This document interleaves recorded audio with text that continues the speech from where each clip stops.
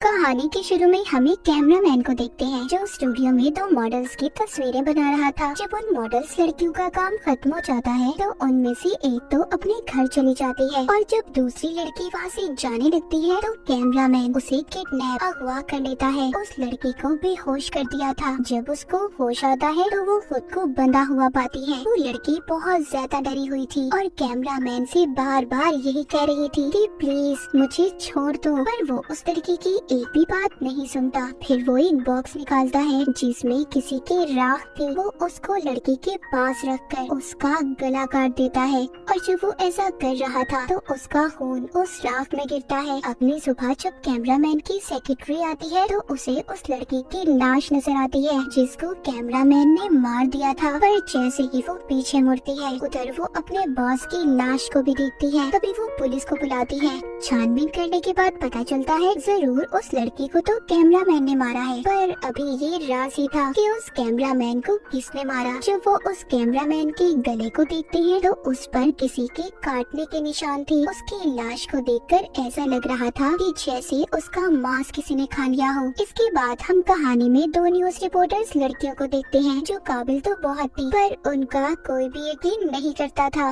वो जब दोनों अपने ऑफिस में जाती हैं तो उनका बॉस उनसे कहता है कि इस केस के बारे में पता करें कि आखिर उस कैमरामैन की मौत कैसे हुई, उसे इतनी बेदर्दी से किसने मारा। अब वो दोनों एक लैब की लड़की से मिलती हैं। वो उसको होटल में खाना खिलाती हैं और इस केस के बारे में पूछती है। वो लड़की उन दोनों रिपोर्टर्स को बताती है कि उस कैमरामैन ने तो लड़की को मारा है। हमें उसके घर से कुछ मोमबत्तियाँ मिली। उन्हें देखकर ऐसा लग रहा था कि जैसे वहाँ पर कोई रिचुअल, कोई जादू हुआ हो और कैमरामैन की गर्दन पर किसी के दांतों के निशान थे कि जैसे किसी ने उसके गले को चबा कर खाया हो। ये दोनों जब ये सुनती है तो काफी परेशान हो जाती है और सोचने लगती है कि ऐसा आदमखोर कौन हो सकता है जो इंसानों को ऐसे खौफनाक तरीके से खा रहा हो। इसके बाद हमें सैंड्रा नाम की एक लड़की दिखाई जाती है जो योगा करके अपनी गाड़ी की तरफ जा रही थी। जैसे ही वो अपनी गाड़ी में बैठने लगती है तो कुछ लोग आकर उसकी गाड़ी को चुरा कर ले जाने वाले थे, पर तभी जब वो गाड़ी को चुरा कर भाग रहे थे तो पहले ही सैंड्रा की गाड़ी में कोई मौजूद था जो उनको काफी बुरी तरह मारता है और फिर जान से मार देता है। सैंड्रा ये देखकर काफी ज्यादा डर गई थी। तभी वो देखती है उसकी गाड़ी के पीछे कोई था, लेकिन जब वहाँ पर लोग जमा होते हैं तो वो आदमी जो इसकी गाड़ी के पीछे खड़ा था वो वहाँ से चला जाता है। सैंड्रा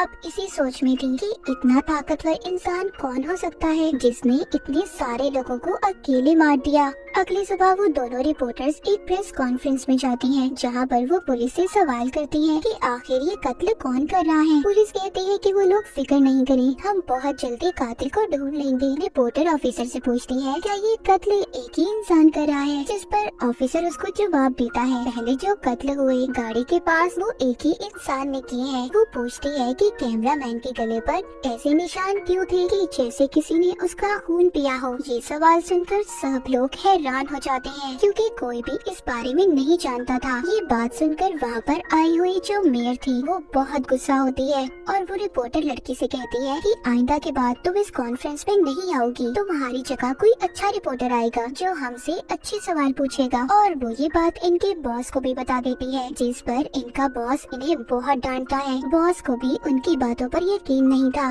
वो पूछते हैं कि आखिर तुम्हें ये खबरें देता कौन है। वो कहती है हमारे खास लोग जो पुलिस में शामिल है। जब ये दोनों अपने घर पर थी ये सोचती है कि क्यों ना हम अपने अकाउंट पर कुछ पोस्ट करें इन सब कत्लों के बारे में, क्या पता हमें कुछ पता चल जाए।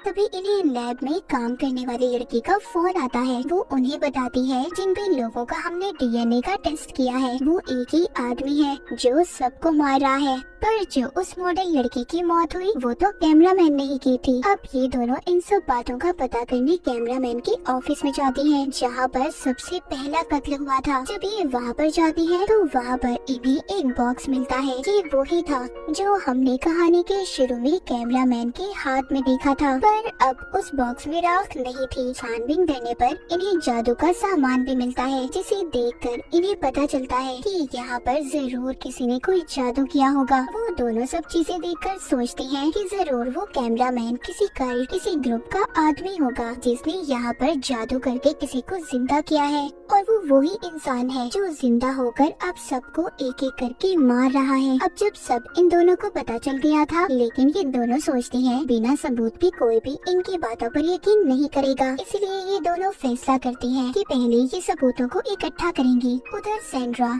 जो कि उस हादसे के बाद हॉस्पिटल में थी, उसका भाई भी वहाँ पर आता है। सैंड्रा का भाई पुलिस ऑफिसर से पूछता है, क्या यहाँ पर कोई खतरा तो नहीं है? ऑफिसर कहता है, फिक्र नहीं करो, तुम्हारी बहन यहाँ पर महफूज है। फिर वो जब अपनी बहन से मिलता है, सैंड्रा उसे बताती है, उस रात मैंने एक आदमी को देखा था जो बहुत खतरनाक था और मुझे लगता है कि वो मुझे भी नहीं छोड़ेगा, मुझे भी मार डालेगा। सैंड्रा ये बात कर ही रही थी, तभी वहाँ पर वो आदमी आ जाता है जो सैंड्रा को मारने के लिए आया था। उधर सैंड्रा का भाई उसे एक क्रॉस लॉकेट देता है, कहता है इसे पहन लो, गॉड पर यकीन रखो, तुम्हें कुछ नहीं होगा। पर वो अब अंदर आ चुका था जो एक गार्ड को मार रहा था। ये देखकर एक पुलिस ऑफिसर उस पर गोली चलाती है और गोली की आवाज सुनकर और भी पुलिस वाले वहाँ पर आ गए थे, लेकिन वो आदमी उस ऑफिसर को मारकर उसका खून पीने लगा था। इसके बाद वो सैंड्रा के पास जाता है उसे मारने के लिए, तभी वो उसके गले में जब क्रॉस वाला लॉकेट देखता है तो डर जाता है और भागने लगता है। ऑफिसर भी वहाँ पर आ गया था जो सैंड्रा को बचाकर उसे घर भेज देते हैं। और यहाँ पर हमें पता चलता है कि वो आदमी कोई आम इंसान नहीं था,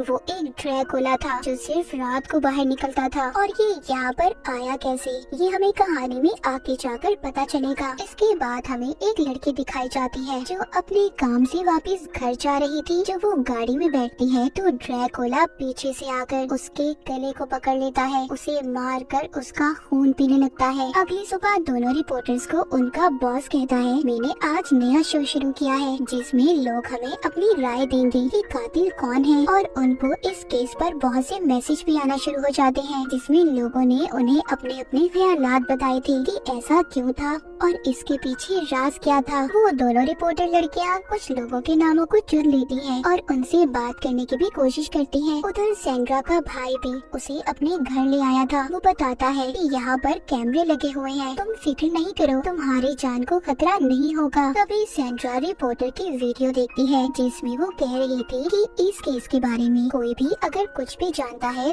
तो हमें जरूर प्लीज बताएं। सैंड्रा अपने भाई से कहती है कि मैं भी इनसे बात करना चाहती हूँ। उधर ऑफिस में दोनों रिपोर्टर लड़कियों से अब एक लेडी बात करती है। वो कहती है कि मैंने आप लोगों की खबर को पढ़ा जिसमें आपने एक कैमरामैन का जिक्र किया था। उसी आदमी से 1 साल पहले मेरी बात हुई थी क्योंकि मैंने उस वक्त ड्रैकुला के ऊपर एक किताब लिखी थी। उस किताब में एक आदमी का जिक्र था जो बहुत खतरनाक था। वो उस आदमी को जिंदा करना चाहता था और वो मेरी इन सारे मामले में मदद भी चाहता था, पर मैंने उसे इस बारे में नहीं बताया क्योंकि अगर मैं ऐसा करती, उसकी मदद करती, तो एक खतरनाक ड्रैकुला हमारी दुनिया में आ जाता। तभी एक और लड़की इनकी वीडियो में शामिल होती है जो कहती है, हाँ मैं भी जानती हूँ उस इंसान के बारे में जो ड्रैकुला बनकर लोगों को मारता है। कुछ सालों पहले मेरा भी सामना हुआ था, उसने मेरी आंखों के सामने मेरी दोस्त को मार दिया, लेकिन मैंने उसे मारकर उसकी लाश को धूप में ले आई जिससे वो राख बन गया और मैंने उसकी राख को एक बॉक्स में बंद कर दिया। पर कुछ दिन बाद वो बॉक्स ही चोरी हो गया। ये सारी कहानी सुनने के बाद दोनों समझ गई थी कि ये ड्रैकुला ही है जो अब दोबारा लोगों को मार रहा है और वापिस आ चुका है।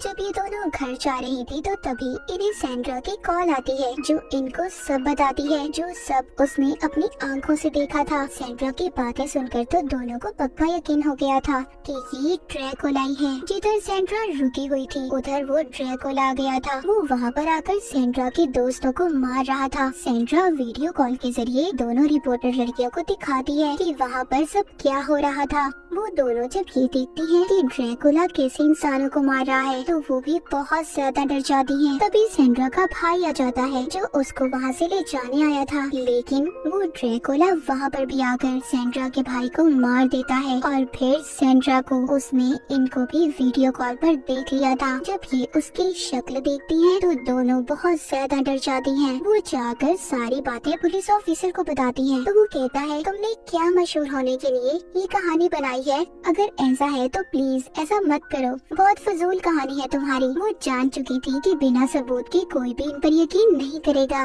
वो सोचती है कि दिन के वक्त वो ड्रैकुला आखिर रहता कहाँ होगा। वो उसके लिए हथियार भी बनाती है ताकि ये उसका सामना कर सके। एक दिन इन्हें एक आदमी का फोन आता है जो इनकी मदद करना चाहता था। वो अब इन दोनों को अपने ऑफिस में बुलाता है। ये पूछती है कि आखिर उन्होंने यहाँ पर क्यों बुलाया है। वो आदमी बताता है कि हमारी डीलर कंपनी है, हम लोग घर बनाकर बेचते हैं। उन्हें बताता है कि मेरे पास एक दिन एक आदमी आया था जिसने मुझे कहा कि मुझे एक ऐसा घर चाहिए जो बिल्कुल वीरान हो और बहुत सुनसान जगह पर, वहाँ पर कोई आता जाता ना हो। मैंने उसे वो घर दे दिया था। वो दोनों सुनकर कहती है कि आखिर ये सब बातें आप हमें क्यों बता रही हैं? वो आदमी कहता है हो सकता है जिस ड्रैकुला की तलाश तुम कर रही हो वो वहीं पर हो। वो उन दोनों को वहाँ की चाबियाँ भी दे देता है। दोनों अब वहाँ पर जाने का फैसला करती हैं। जब ये दोनों वहाँ पर जाते हैं तो वो बिल्डिंग वाकई ही सुनसान थी। ये वहाँ पर सबूतों को इकट्ठा करने लगती है पर उन्हें वहाँ पर कोई सबूत नहीं मिला था, इसलिए अब ये दोनों वापस जा रही थी। लेकिन तभी उनकी नजर एक अखबार पर पड़ती है जो 2 हफ्ते पहले का था। उसे देखकर वो सोचती हैं कि अगर यहाँ पर कोई नहीं रहता तो ये अखबार यहाँ पर कैसे आया होगा। तभी वो एक लड़के की लाश को देखती हैं। उधर ही वो ड्रैकुला भी था जो